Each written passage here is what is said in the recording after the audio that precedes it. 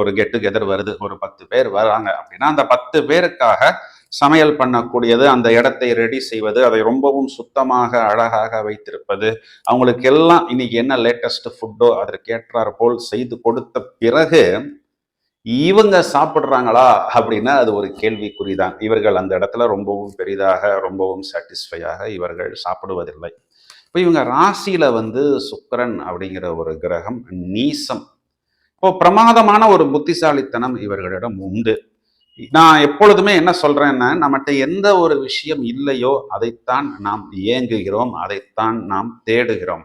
அப்ப அந்த சுக்கிரன் நீசம் அப்படிங்கும் பொழுது சுக்கிரன் குறிகாட்டக்கூடிய இந்த ஆடை, அலங்காரம், நல்ல ஃபுட்டு, வாசனை திரவியங்கள், இயல் இசை, நாடகம், ஆர்ட்ஸ், மியூசிக்கு, ஒரு லக்ஸுரி லைஃப், ரொமான்ஸ், காதல், லைஃப் பார்ட்னர், இதையெல்லாம் இவர்கள் தேடுவார்கள்.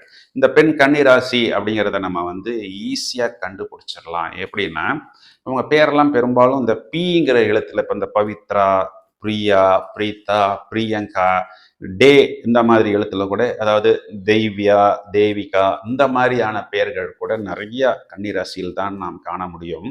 நம்ம கேட்டிருப்போம், கன்னிராசிக்கு மயங்காத காளையே இல்லை, கட்டிலம் காளையை கூட ஒரு வசீகரிக்கக்கூடிய ஆற்றல் இந்த கன்னிராசிக்கு உண்டு அப்படின்னு நம்ம கேள்விப்பட்டிருப்போம்.